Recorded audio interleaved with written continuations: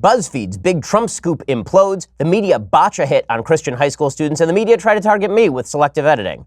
This show is going to be lit today. This is the Ben Shapiro Show. Well, for those who don't know, the term lit is something that the kids say these days. It means that things are going to get hot. I'm a little angry over this weekend. I have a few words to say about the media's awfulness, about their general inability to do anything remotely approaching telling the truth.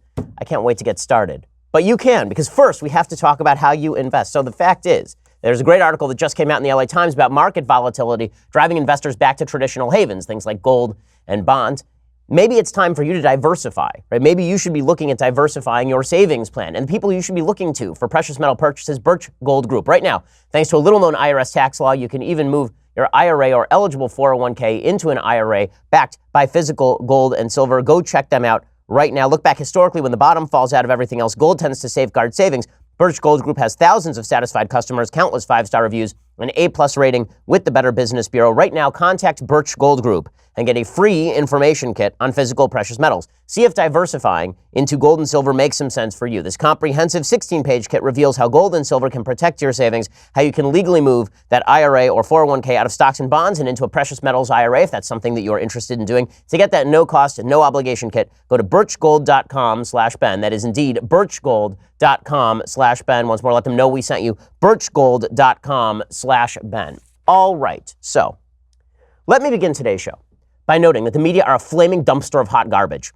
Okay, the media are terrible at their damn jobs. I mean, terrible at their jobs. Because it turns out that many of them are not interested in being honest. Now, this is not every member of the media. There's some members of the media who I am sure are interested in being honest. But for the media, it is all about jumping to conclusions, about creating the clickable piece, about ensuring that they are the first on a story, even if they are dead wrong on the story. And we saw this over and over and over the last 72 hours. Multiple stories the media put out were outright false. Outright false. At the very least, they were biased, twisted, selectively edited. I haven't seen a weekend this bad for the media in a long time. And it's disgusting. It's disgusting because let's start with the March for Life, okay? Not with me at the March for Life. We'll get to that. But let's start with the March for Life. Here's what happened at the March for Life. I was there on Friday, and there were hundreds of thousands of people there. Some low-end estimates put it at like 150 to 200,000. Some high-end estimates I heard had it at like 600,000. Suffice it to say, you could not see the end of the crowd. It was the biggest crowd I have personally ever seen. It was unbelievably large. The mood was positive. People were excited. People were uplifted. People were upbeat. It was an amazing, amazing event. Did the media cover any of that? Did the media cover how amazing the event was? The size of the crowd? The incredible fact that hundreds of thousands of people showed up to defend the lives of the unborn in the middle of the winter with no pending legislation on the table? Did the media bother to cover any of the actual amazing things about the March for Life? No. They manufactured stories deliberately so they would not have to talk about that. Instead, they have a narrative that they have preconceived and that they are going to bang into the ground. And that narrative is that pro-lifers are evil, that people who are white are evil, that people who are Christian are evil, right? This is the narrative, and they are going to hit that narrative as hard as they can over and over and over, and it doesn't matter who gets stuck in the crossfire. It doesn't matter whether it is a bunch of Christian high school students. So, late on Friday afternoon, as Sabbath is falling, I start seeing online, there's some talk about Covington High School, which is a Catholic high school, Covington Catholic High School in Kentucky. And I don't really pay much attention to it. It's about to be Sabbath. It's been a really long day with a lot of mixed emotions, as we'll get to in a little while. And I kind of sign off for Sabbath. I come back on Saturday night, and the world is lit. The world is on fire. Why? Because they're saying that these kids from Covington Catholic High School were harassing a Native American man. And the reason they're saying this is because the Native American man went on national TV and lied about it. Because he said that these kids surrounded him and tried to intimidate him, and that he was there defending a group of Black Israelites, which is to say a cult that exists in New York City mostly. They call themselves offspring of the Jews, but they really have nothing to do with Judaism. It's a cultish, vegan, weird thing. Anyway, these folks showed up and they started harassing the high school students in reality. But the way that this guy portrayed it on national TV was that the high school students, these white high school students, some of whom were wearing MAGA hats, were supposedly harassing the Black Israelites. And then this guy stepped in and defended them. And for that, he was basically intimidated. And he's an older Native American guy. I think he's in his 70s. And he'd served in World War II. And so the media treated him with all sorts of respect. So here's the original video. We're going to start from the very beginning. Here's the original video that the media put out of this confrontation. The original video is cut from a 2-hour-long tape. Okay, the 2-hour-long tape, as we will talk about, shows the precise reverse of what the media said happened because they're damn liars. Because they are damn liars, and they knew full well they should wait for the full story to come out, and they did not wait for the full story to come out. There are a lot of people on the right, some people who I'm friends with, who jumped on this and started talking about how the kids were guilty. And I can only get upset with them a little bit because the fact is that they were assuming good faith on the part of the media. That is always a mistake, as was reiterated to us over the last weekend. You cannot grant, you wonder why President Trump is popular when he says the media suck at their jobs? It's because they do suck at their jobs. Okay, their pre-existing suckage was there long before President Trump came along. You want to know why so many people in the middle of the country resonate to President Trump when he rips on the media? Because they deserve every last iota of it for coverage like this. So here's the original video that was put out by members of the media, and there were headlines across the board. First of all, let me just say this. This is not a national news story. No violence was done to this guy. There was no physical harm. It was even if the media had told it the way that it actually happened, that's not a national news story. It's a bunch of high schoolers acting like jerk-offs, right? Last time I checked, high schoolers acting like jerk-offs is not a national news story. But in any case, even assume that the media are telling the truth. It's not national. But here's the video they showed, and it turns out this is wildly out of context, as we will see. So here's the original video they show that's supposed to tell the whole story about these evil white high school students wearing MAGA hats, mocking, laughing at this Native American guy surrounding him and harassing him. So if you can't see this, there's a guy standing in the middle of the crowd, and he's banging on a drum, and the kids are chanting along with him. And it looks like they're mocking him, and there's one kid who's standing directly in front of him, and he's just kind of smiling awkwardly. And some of the kids are laughing and videotaping.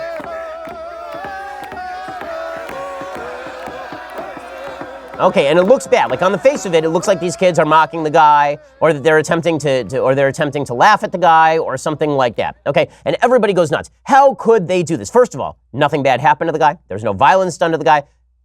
We're really now going to punish, not at school, like you suspend the kid at school if he does something like this, but we're going to, in national media, dox these kids for something like that. So here is the reaction. The reaction to just the video alone. The reaction to just the video alone is Reza Aslan of CNN.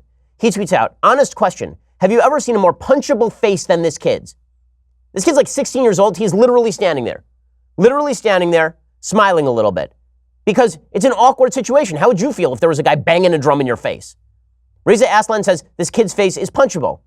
How delightful. How delightful.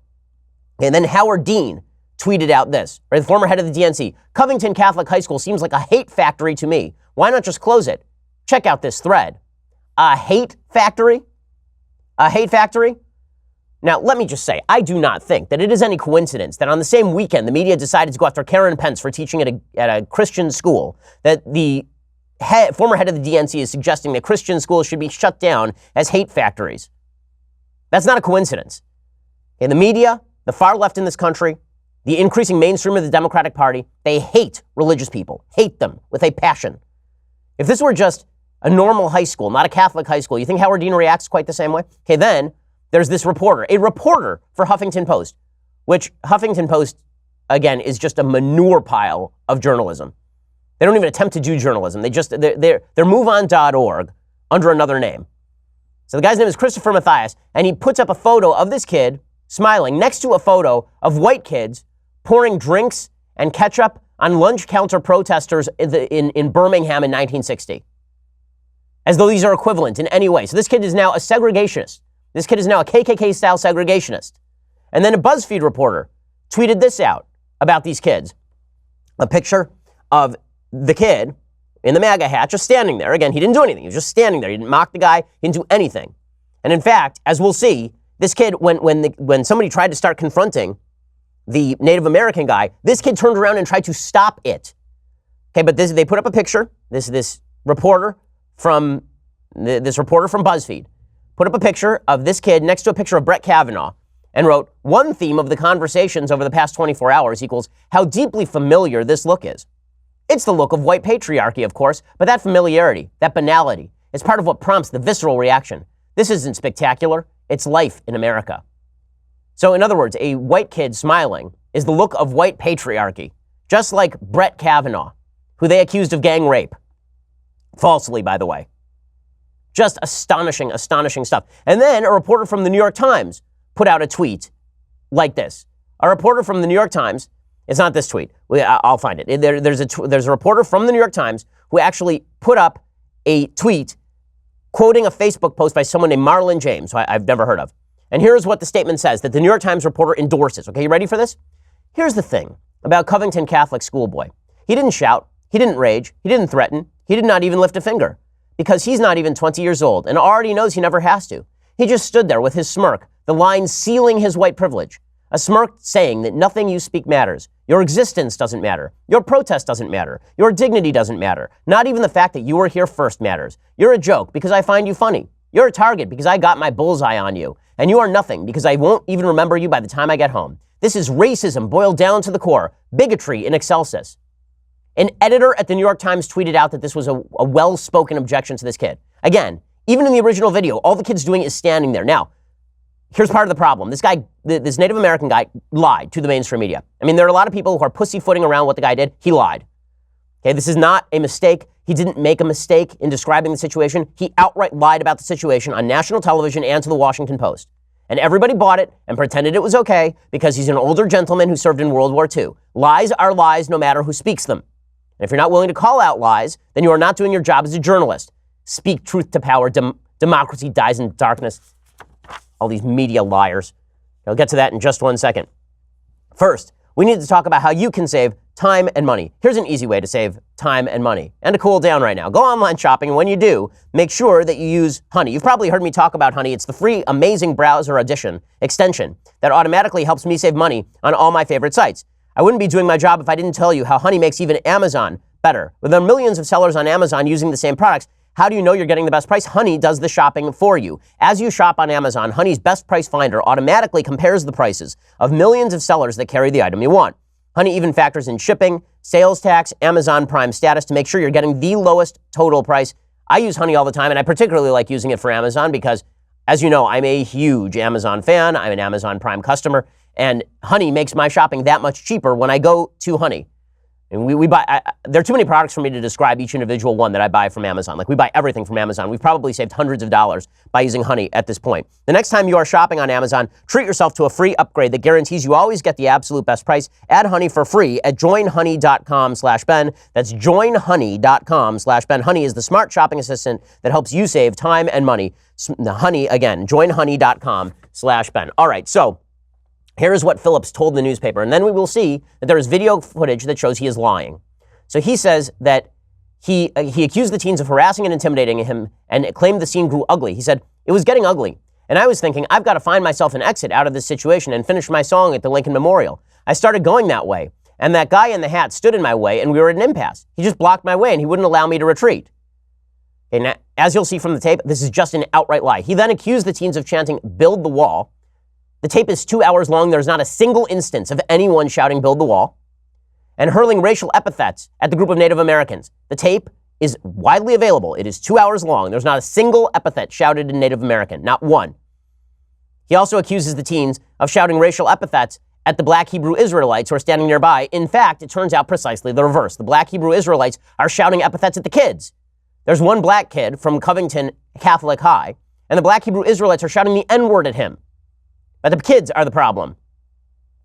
Okay, and then he went on CNN and he lied about it. Here he was talking about, I love this, CNN calls it the heartbreaking viral video. Here is this Native American guy, Phillips, a liar, lying on CNN. I was standing there and I seen that group of people in front of me and I seen the angry faces and all of that. I realized I had put myself in a really dangerous situation. All that anger and all that wanting to have the freedom to just rip me apart, that was scary. This young fella put himself in front of me and wouldn't move. Okay, so this is just a lie. It's just not true. He can move to the right, he can move to the left, he can reverse out. He walked into the crowd. So here's the actual tape. Now you're wondering, because I keep saying that he's lying. Here is the actual tape, several segments, beginning with black Israelites shouting slurs at the student, shouting at a black student, and then you will see Phillips approach the crowd and walk into the middle of the crowd. The crowd did not surround him. The crowd did not mob him. Nothing like that. He walked into the middle of the crowd, singing and chanting, walked directly up to the student you saw in the original tape, and then started banging his drum in the student's face.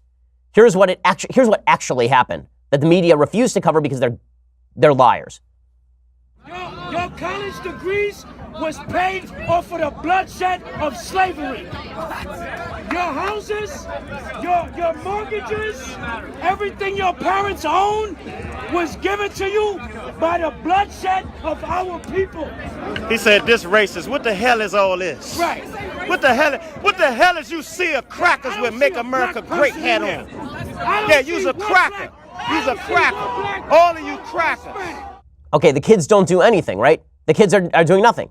And then you will see, I mean, there's tape of it, of Phillips walking into the middle of the crowd and banging his drum right in this kid's face. And there's another piece of tape in which the kid turns around and tries to actually stop another kid from having an argument with Phillips, because Phillips is shouting that all these white kids should go back to Europe at one point. Or it wasn't, I think it was one of Phillips's friends who was shouting at somebody.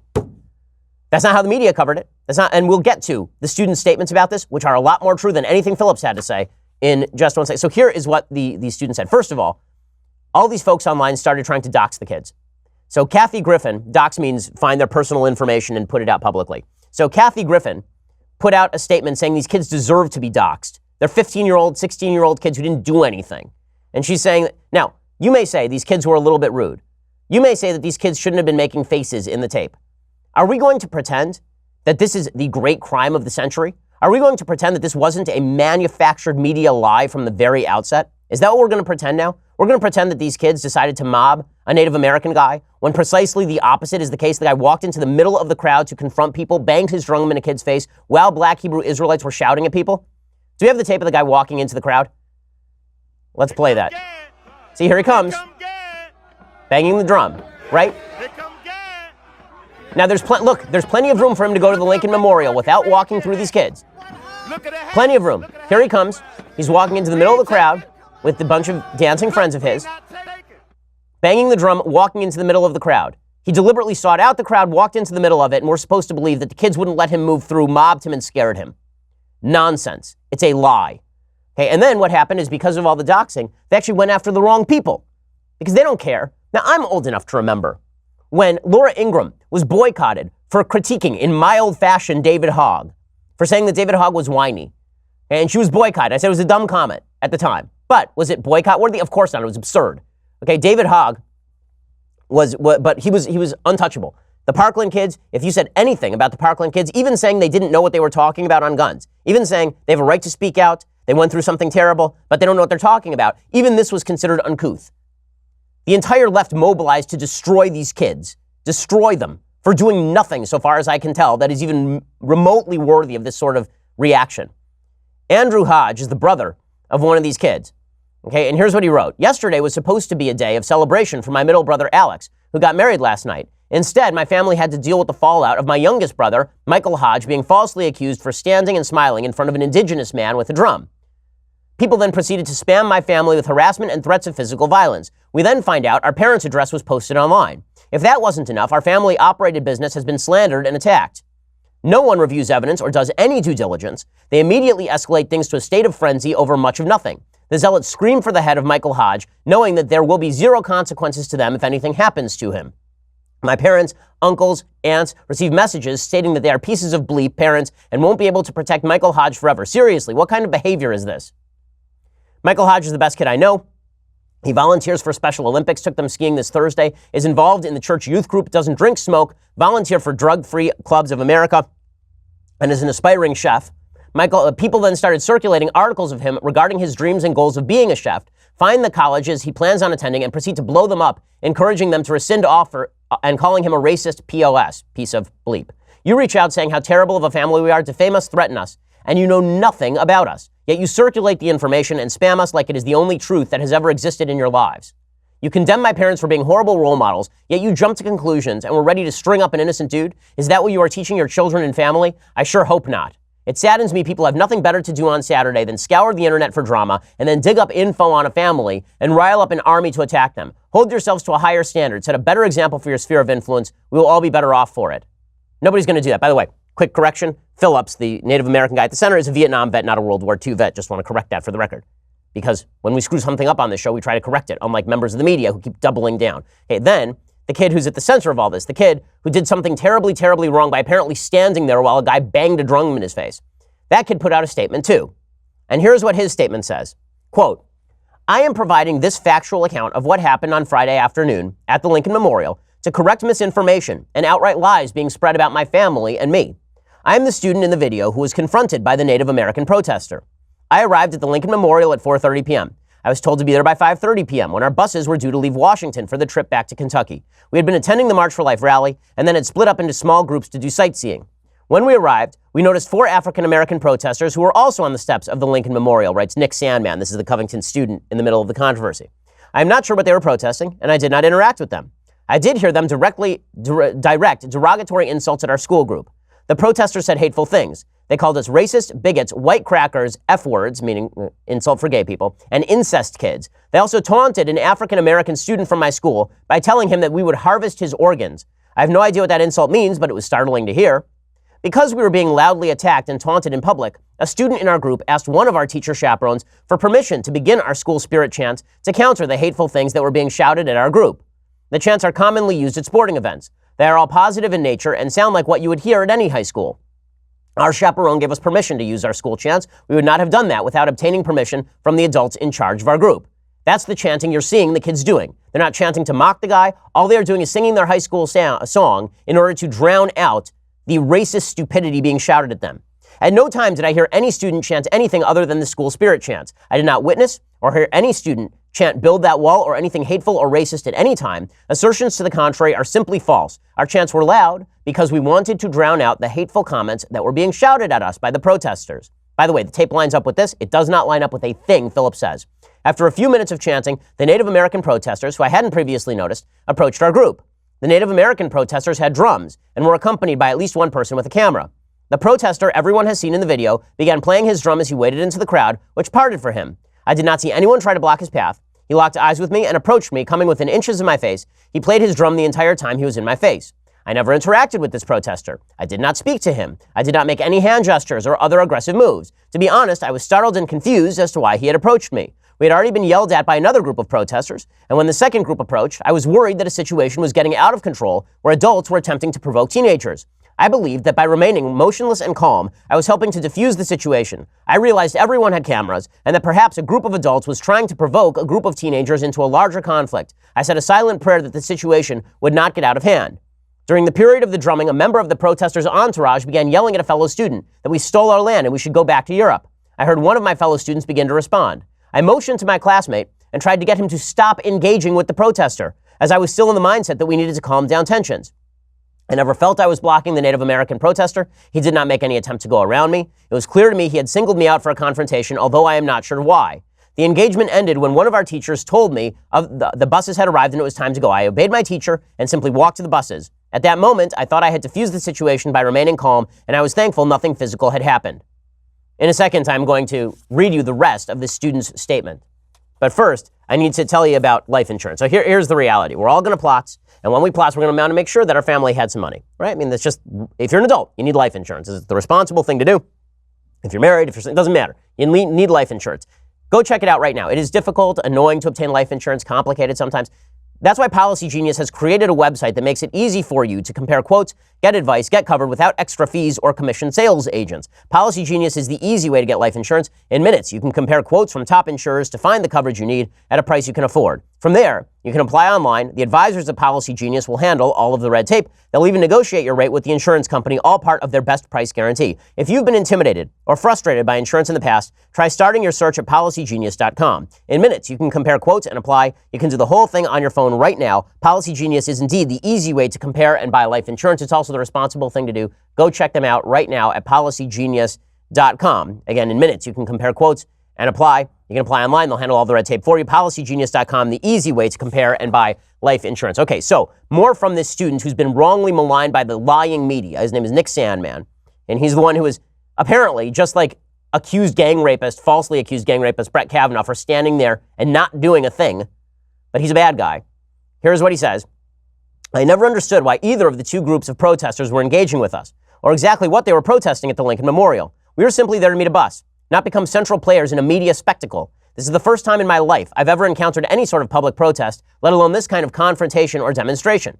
I was not making faces at the protester. I did smile at one point because I wanted him to know that I was not going to become angry, intimidated, or be provoked into a larger confrontation. I'm a faithful Christian and practicing Catholic, and I always try to live up to my ideals my faith teaches me, to remain respectful of others and to take no action that would lead to conflict or violence. I harbor no ill will for this person. I respect this person's right to protest and engage in free speech activities. I support his chanting on the steps of the Lincoln Memorial any day of the week. I believe he should rethink his tactics of invading the personal space of others, but that is his choice to make. I'm being called every name in the book, including a racist, and I will not stand for this mob-like character assassination in my family's name. My parents were not on the trip, and I strive to represent my family in a respectful way in all public settings. I've received physical and death threats via social media, as well as hateful insults. One person threatened to harm me at school. One person claims to live in my neighborhood. My parents are receiving death and professional threats because of the social media mob that has formed over this issue. I love my school, my teachers, and my classmates. I work hard to achieve good grades and to participate in several extracurricular activities. I am mortified that so many people have come to believe that something that did not happen, that students from my school were chanting or acting in a racist fashion toward Native Americans or African Americans. I did not do that. I do not have hateful feelings in my heart. I did not witness any of my classmates doing that. I cannot speak for everyone, only for myself, but I can tell you my experience with Covington Catholic is that students are respectful of all races and cultures. We also support everyone's right to free speech. I am not going to comment on the words or account of Mr. Phillips, as I don't know him and would not presume to know what it is in his heart or mind, nor am I going to comment further on other protesters, as I don't know their hearts or minds either. I have read that Mr. Phillips is a veteran of the U.S. Marines. I thank him for his service and am grateful to anyone who puts on the uniform to defend our nation. If anyone has earned the right to speak freely, it is a U.S. Marine veteran. I can only speak for myself and what I observed or felt at that time, but I would caution everyone passing judgment based on a few seconds of video to watch the longer video clips that are on the internet, as they show a much different story than is being portrayed by people with agendas. I provided this account of events to the Diocese of Covington so they may know exactly what happened. I stand ready and willing to cooperate with any investigation they are conducting. That's the kid the media are tearing down today, because they are disgusting. Because the members of the media who have continued to push this, even after it's been debunked, are revolting. And anything I can do to help these kids at Covington Catholic, I will do. Anything I can do to help these kids who are being maligned by the media, I will do. If they start a college fund for this kid, for Nick Sandman, I will give money personally to it. It's disgusting. But this is what the media were doing. That's what the media were doing. During the March for Life, all the media were concerned with, many in the media, I always say many because, again, there are exceptions, many in the media were concerned with finding ways not to talk about the March for Life, but to manufacture out of whole cloth stories that fit into their wheelhouse. I know this because they also did this to me. So you may have noticed that on Friday and Saturday, trending on Twitter was the phrase baby Hitler. Why was that phrase trending on Twitter? Well, because if you listen to the podcast on Friday, you will know that I made a very specific argument in which I referenced the kind of joking, oft-discussed issue of would you go back in time and kill baby Hitler? Right? This issue, by the way, is not unique to me. The New York Times wrote a piece on it in 2015. We commented on this show in 2015. Right? So this is an old thing on the internet. Here is what happened. There's a guy named Jordan Ull, a garbage human.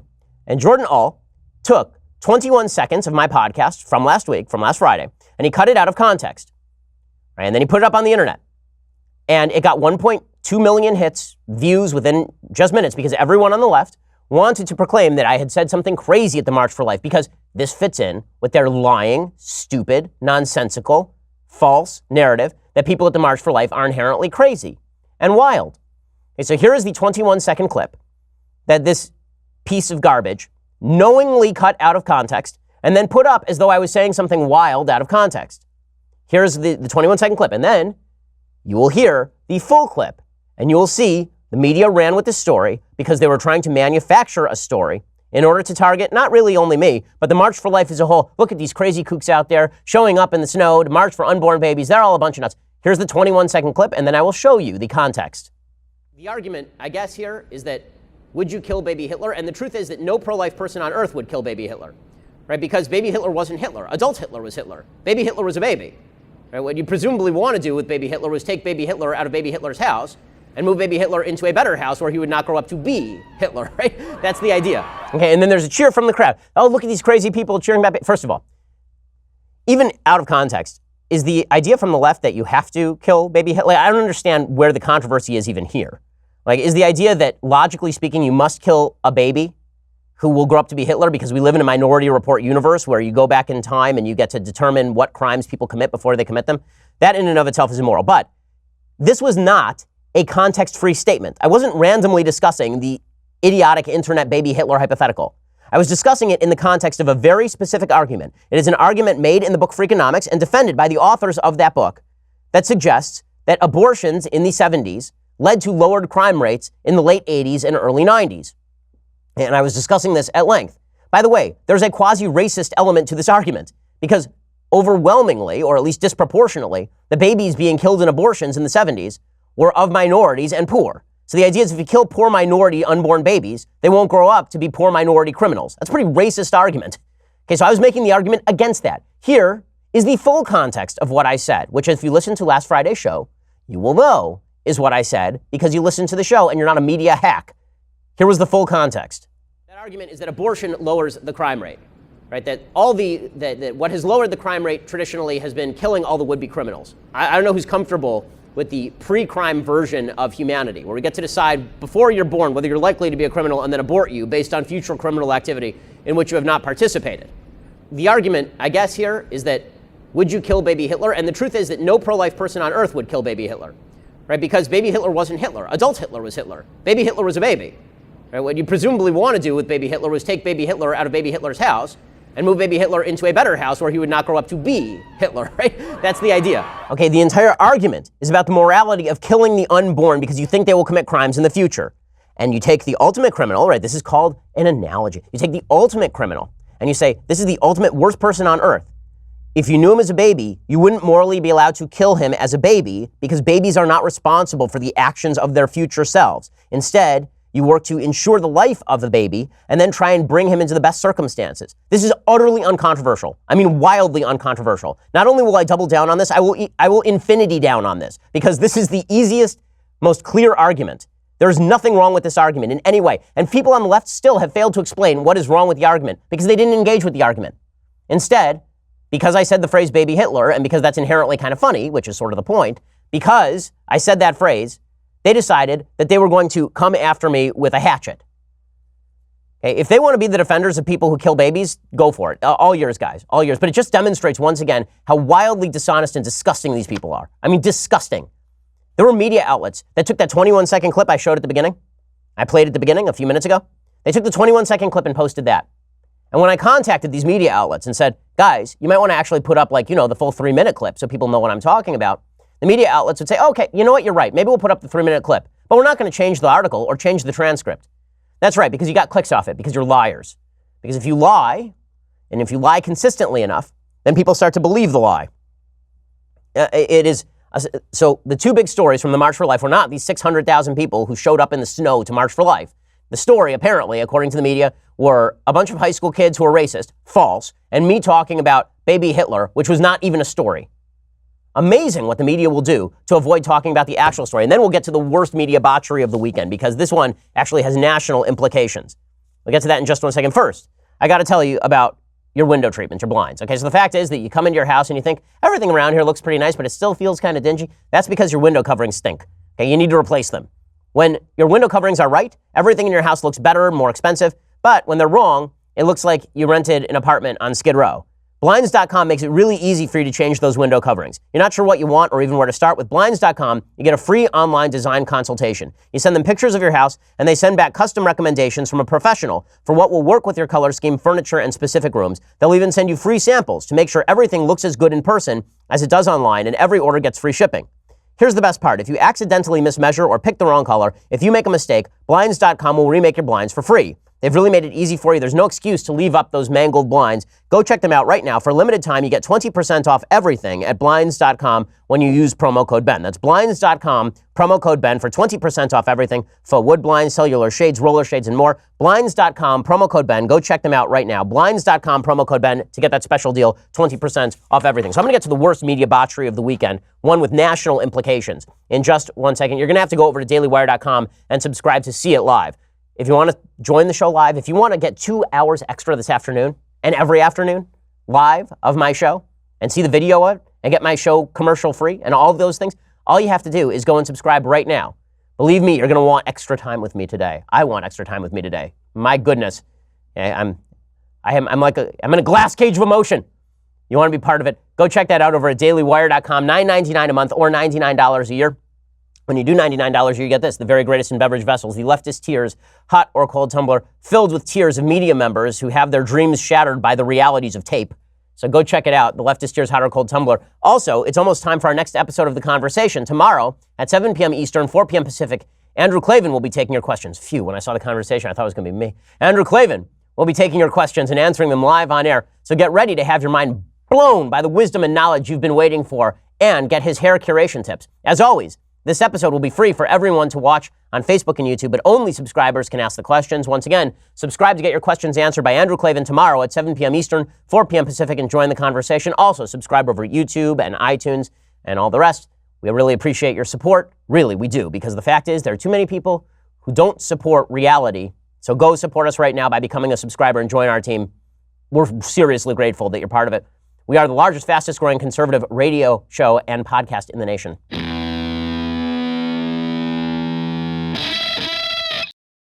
Okay, so the worst media botchery of the weekend was an astonishing one that the media have decided naturally to downplay.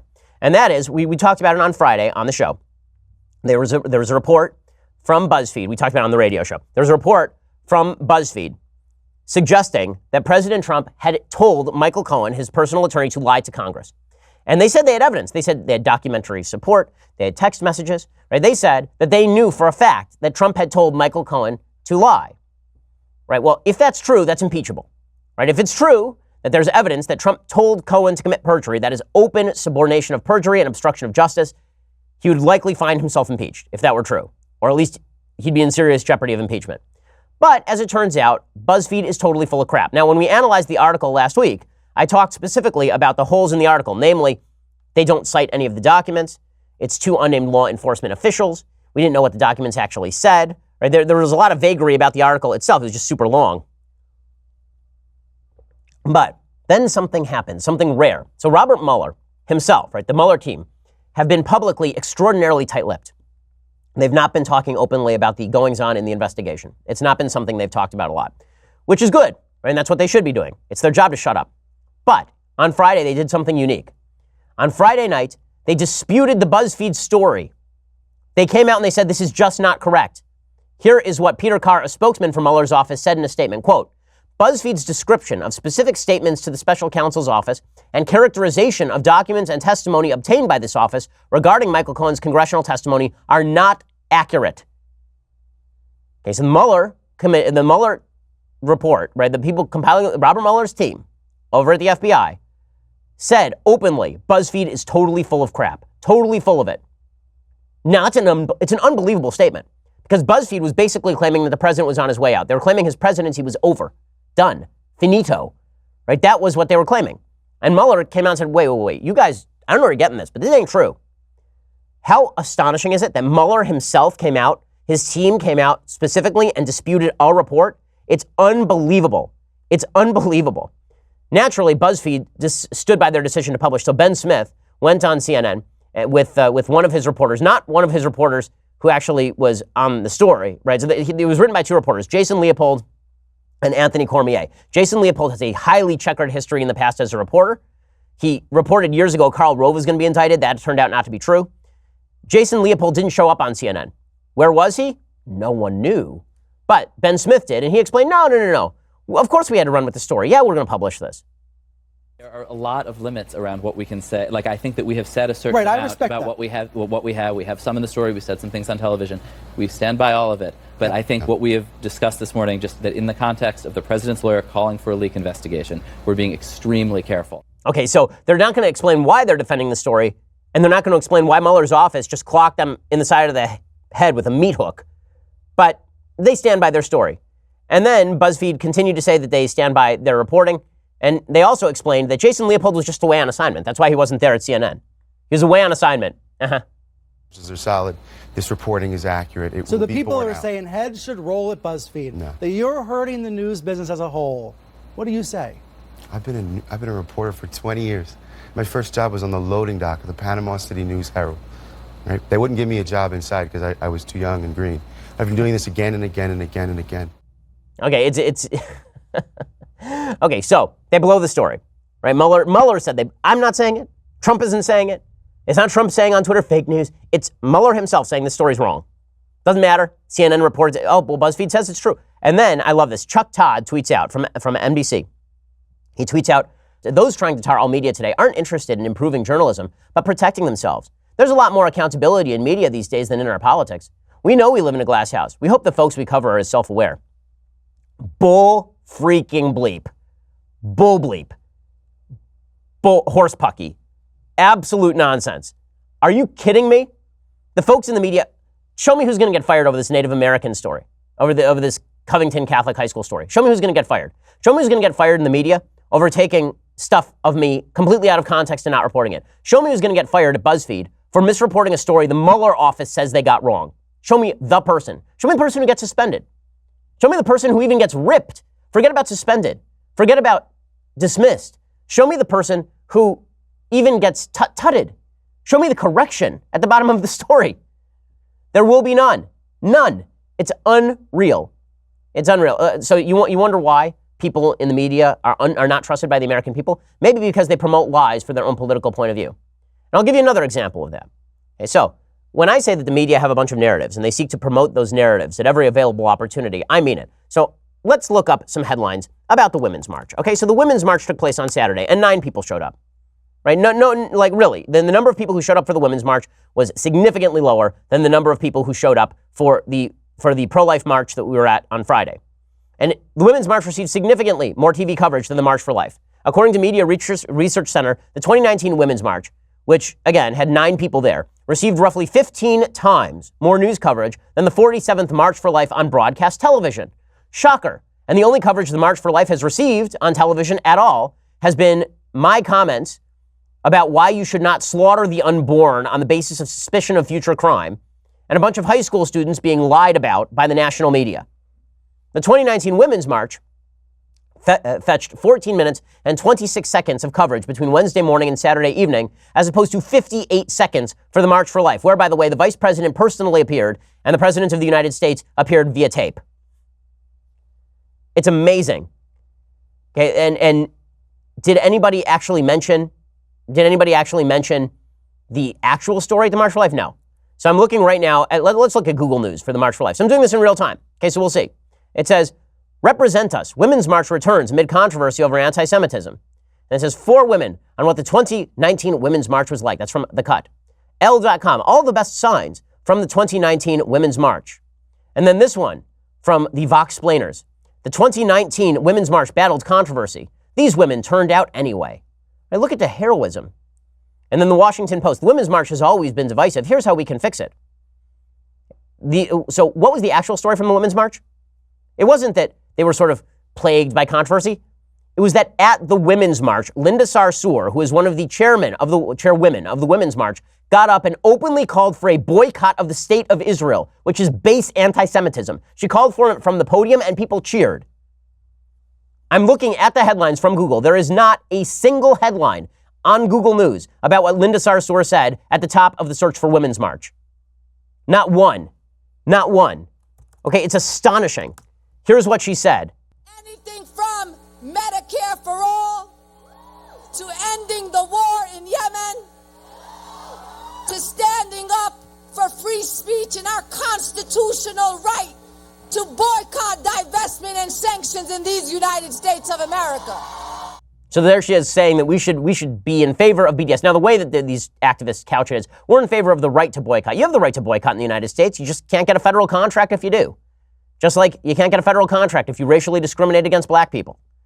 But there she is being cheered from the podium for doing this routine. Tamika Mallory, by the way, one of the chairwomen of the event, she was asked by Margaret Hoover last week whether Israel should exist. Okay, now, again, this is just base root anti-Semitism. Here's Tamika Mallory explaining Israel does not have a right to exist as a nation. Is it your view that Israel has a right to exist as a nation? I have said many times that I feel everyone has a right to exist. I feel everyone has a right to exist. I just don't feel that anyone has a right to exist at the disposal of another group. In your view, does that include Israelis in Israel? I believe that all people have the right to exist, and that Palestinians are also suffering with a great crisis. I'm done talking about this. Okay. So you can move. Okay. I just don't think it requires scholarly knowledge to be able to say that Israel has a right to exist. Again, I believe everyone has the right to exist. And then she said, everyone has the right to exist, but not at the expense of someone else. So I guess she's pro-life now. So that's good to know. Then Alexandria Ocasio-Cortez showed up at the march, at the Women's March, and she was asked specifically about anti-Semitism. Did she have an answer for that? Alex from the Bronx, she of the diverse background and Jewish heritage, supposedly? No, of course not. It's all about Trump. What would you say to some of those people who have concerns about anti-Semitism within the Women's March group? Absolutely. Well, first of all, I think that right now, in this moment in the United States, we have to center this conversation. I think that concerns of anti-Semitism with the current administration in the White House are absolutely valid, and we need to make sure that we are protecting the Jewish community and all those that feel vulnerable in this moment. Okay, so it's about Trump. So the heads of the Women's March are on the podium calling for boycott of Israel. And it's all about Trump. Now, did the media report a lot of this stuff? No, of course not, because that's not relevant. They'll talk about the general problem of anti-Semitism with the Women's March and how it's controversial. Did they report the specific comments of Linda Sarsour at the top of Google News? No, of course not. Did they report the Native American situation or the baby Hitler thing at the top of Google? You bet they did. Of course they did, because this is what they always do. This is what they do every single time. It's unreal. It's unreal. So it just amazing, amazing stuff. But, this is why people don't trust the media. And this is why when President Trump bangs on the media, everybody on the right nods along, because we know they're lying to us. It's all about pressing the narrative. It is not a single little bit about the truth. And it's also why President Trump is likely to ignore media narratives when it comes to actual policymaking, because he knows, as do we all, that the media have an agenda. I said on CNN years ago that right as Trump was becoming president, that they should focus less on narrative and more on fact. Right? If they just want to report facts and leave the opinion outside the facts, then maybe we could actually have a conversation. But they don't want to do that. What they want to do is press forward an agenda. And I've spent, honest to God, the last couple of years really working on trying to see people who don't agree with me as if they are speaking in good faith. And I've always tried to do this, really. I've spent a lot of my life trying to see people on the other side as people of good faith. And I was willing to give people the benefit of the doubt on that. Over the past 72 hours, I got to tell you, my opinion on this has shifted a little bit, because I can't grant you the premise of good faith when you act in openly bad faith, when you promulgate lies for political purposes, because it serves your narrative. If you do that, you're not acting in good faith anymore. And this is not directed at every member of the media. Again, it's not directed at every member of the left. Again, but if you were promulgating these lies after they had been debunked about these kids, if you were promulgating the Buzzfeed story after Mueller came out against it, if you were promulgating the baby Hitler controversy after it was obvious that it was a non-controversy, that no one cared, and that it was a sheer political hit, if you were doing any of that stuff, you weren't acting in good faith. And more than that, if you knew that these were bad hits and you didn't speak up, this makes you complicit. If you knew these were bad hits and you stood there and you continued to maintain that they were good hits, or you just stood there and stood aside and you wouldn't defend these kids, or you wouldn't defend Trump against the Buzzfeed story after Mueller debunked it, there's nothing I can't grant you the benefit of the doubt. You lose benefit of the doubt.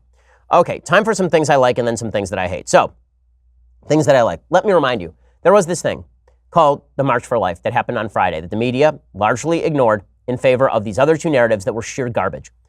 And it was one of the great moments, I have to say, it was one of the great moments of my public life. I thought it was an unbelievable showing. Probably somewhere between, 5 and 10,000 people showed up for the live podcast on Friday, which was just wonderful. And then hundreds of thousands of people showed up for the March for Life speech. So people who listen to the podcast, I'm sure, heard my comments during the podcast because it was the podcast.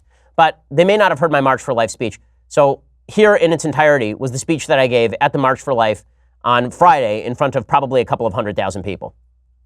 What an amazing event. What an amazing showing for life. Thank you all for being here. America's story is an incredible story. It's the story of a shining ideal pursued over the centuries, extended to the full range and scope of humanity.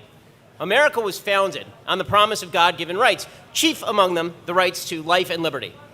Now, while America may have imperfectly fulfilled that promise, we always move forward toward the perfection of that promise. Over time, those unjustly omitted from the founding bargain were admitted and embraced. The American family grew.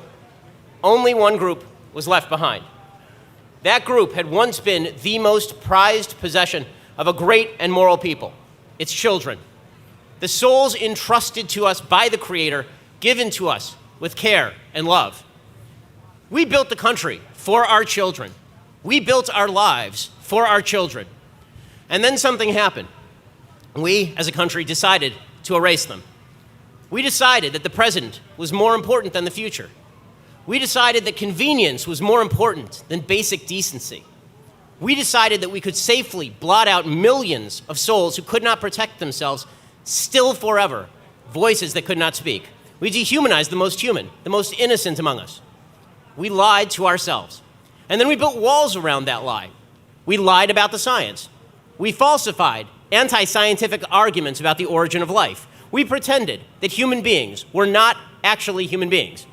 We pretended that human beings with DNA different from their fathers and their mothers, human beings producing their own red blood cells by 12 weeks, their own fingerprints by week 8, their own developing eyes, legs, and hands by week 5, their own forming nervous systems by week 3. We pretended that these were not human beings, human lives at all, but disposable balls of meat. We fought to avoid looking directly at the ugly truth of what we had done. We created euphemisms: termination of pregnancy, abortion, choice. What we were really engaging in was the mass killing of the unborn, of course. Millions of children who would never be held, who would never open their eyes, who would never see the sun rise, who would never become parents and then grandparents. The dismemberment of babies in the womb, the torture of tiny bodies. And we told ourselves that we were virtuous for our lie. We reversed good and evil. We told ourselves that the killing had to continue, because if it didn't, we'd be disadvantaging women or raising crime rates or imposing economic hardship. We told young women that abortion wasn't merely a choice, it was a valuable, worthwhile choice. We told them to shout their abortion, to be proud of participating in the killing of the unborn. We excised those who stood for life. Governor Andrew Cuomo of New York said just a few years ago that those who are right to life, quote, have no place in the state of New York. Just this week, Canadian Prime Minister Justin Trudeau said that pro-lifers were not in line with, quote, where we are as a society. Well, you know what? Maybe they're right. Maybe we today here are not in line with society. We do live in a time when the Democratic Party has embraced abortion as a sacrament. And by the way, a time when many in the Republican Party spent years pledging to defund Planned Parenthood and then didn't do it when they were given the power to do so. We live in a time when pro-life nations around the world are loosening their own restrictions on the killing of the unborn. So perhaps we are out of line with the rest of society. To which I say, good.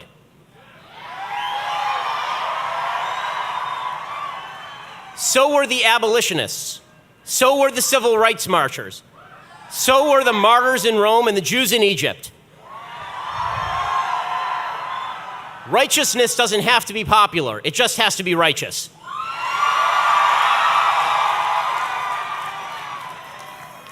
And so we march. We march for those who can't. The media will ignore us because they always do. They'll cover other marches, you know, the 5 people who show up tomorrow. They'll cover the marches they prefer politically. They bet that the tens of thousands of us who brave the cold every year to stand here with the souls of the future America will be forgotten. We will not be forgotten. Our children, slaughtered over the decades, remember.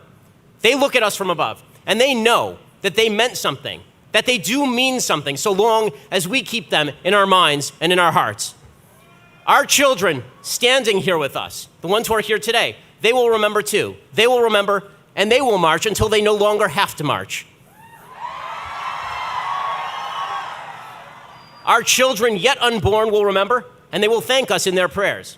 And most of all, God, the God who built and preserves nations, who brings life and maintains it, who stands with those who suffer most at the hands of evil.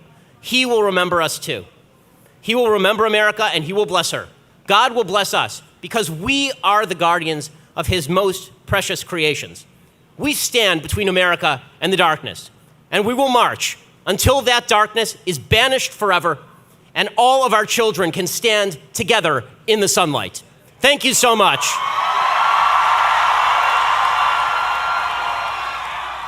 So that's the speech that people didn't report.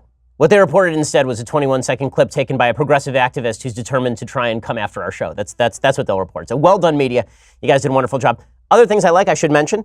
Congratulations to particularly my production team, who does an amazing job every day on the show. I mean, they made the stuff at the March for Life happen. They're really amazing.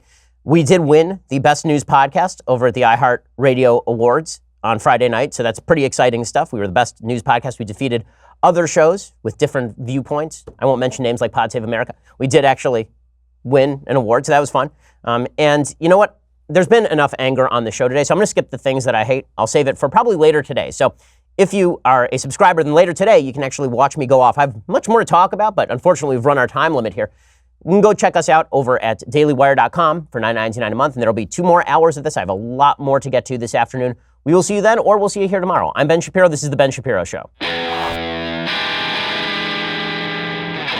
The Ben Shapiro Show is produced by Senya Villarreal, executive producer Jeremy Boring, senior producer Jonathan Hay. Our supervising producer is Mathis Glover, and our technical producer is Austin Stevens. Edited by Adam Sayevitz. Audio is mixed by Mike Caromina. Hair and makeup is by Jesua Olvera. Production assistant Nick Sheehan. The Ben Shapiro Show is a Daily Wire production. Copyright Daily Wire 2019.